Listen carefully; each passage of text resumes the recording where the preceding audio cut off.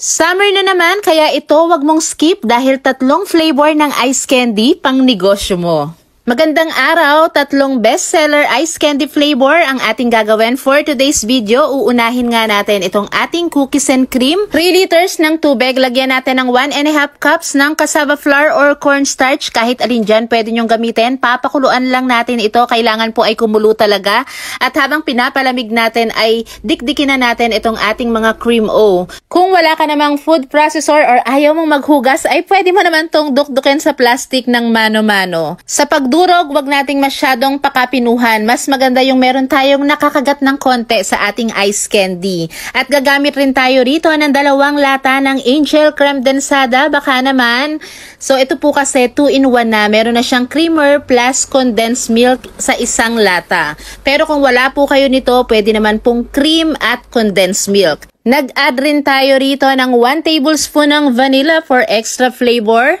I-mix at ihalo na itong ating mga dinurog na cream o. After nyong mahalo, tikman nyo at kung kulang pa yung sweetness ay magdadagdag tayo rito ng sugar or condensed milk. Dapat ay saktong-sakto yung tamis dahil kapag nagyelo na ang ice candy, medyo tumatabang po iyan. At para sa inyong reference ay gagamit ako ng size 2x10 na plastic at half a cup itong aking gamit na panukat pero hindi punong-puno. So dito pwede kayong gumamit ng mga plastic na payat para mas mukhang malaki itong ice candy natin.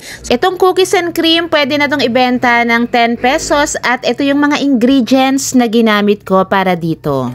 At ang susunod naman natin gagawin ay itong ating special ubi cheese makapuno flavor. So parehas lang rin nung ginawa natin dun sa ating tubig at nung lumamig na maglalagay tayo ng 1 lata ng ubi flavor condensed milk at 1 lata ng regular flavor ng condensed milk. Ayan, simutin nating mabuti yung laman ng mga lata at maglalagay rin tayo ng 1 lata ng 410 ml Angel Creme Densada. I-mix nating mabuti. Ayan, so etong mixture na to, ube na to. Pero kung gusto mo pang mas special, lagyan mo ng cheese para ube cheese. At kung gusto mo yung mas special pa talaga, maglalagay ka ng makapuno. So magiging ube cheesy makapuno to.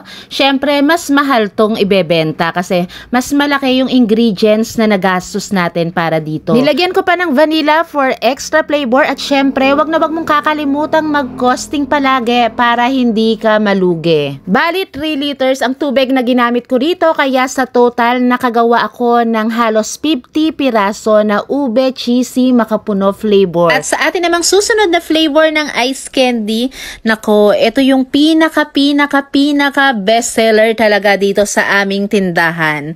Ito yung tipong kagagawa mo pa lang at hindi pa matigas na bibili agad. 2 liters ng tubig at 1 cup ng cornstarch. Tunawin natin yung ating cornstarch. Bali, ang tubig po kabuuan 2 liters lang ha. And then maglalagay rin tayo ng 2 pakete ng Tang mango flavor or kahit anong brand ng mango flavor na juice, pwede po yan. At kagaya ng mga nauna nating ice candy, ay papakuluan lang natin to hanggang maging malapot. So, kailangan po talaga kumukulo. Kasi kapag hindi po masyadong naluto ang cornstarch, may aligas-gas pong lasa yan. Kaya kailangan talaga pakuluin natin. At dahil medyo pricey pa naman ang mangga, kaya itong 2 piraso ay saktong-sakto na to para dito sa ating ice candy. Dito pwede nyo tong hiwain ng maliliit or pwede rin namang pakayod kagaya nitong ginagawa ko. Simutin nating mabuti at kung panahon naman ng mangga yung medyo mura na ang presyo, pwede tayong gumamit dito ng madami. Mas masarap kasi talaga kung marami yung mangga pero dahil nga hindi pa naman season, kaya itong 2 piraso makakasarap na rin po to. At maglalagay rin tayo rito ng 1 lata ng creme densada. Ilalagay lang natin dito sa ating tubig na gagamitin. Ilalagay na rin natin itong ating mangga.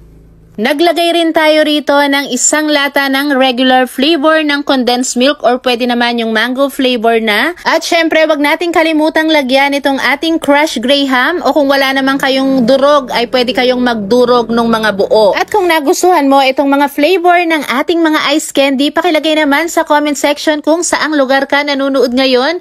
I-share mo na rin ang ating video. Salamat!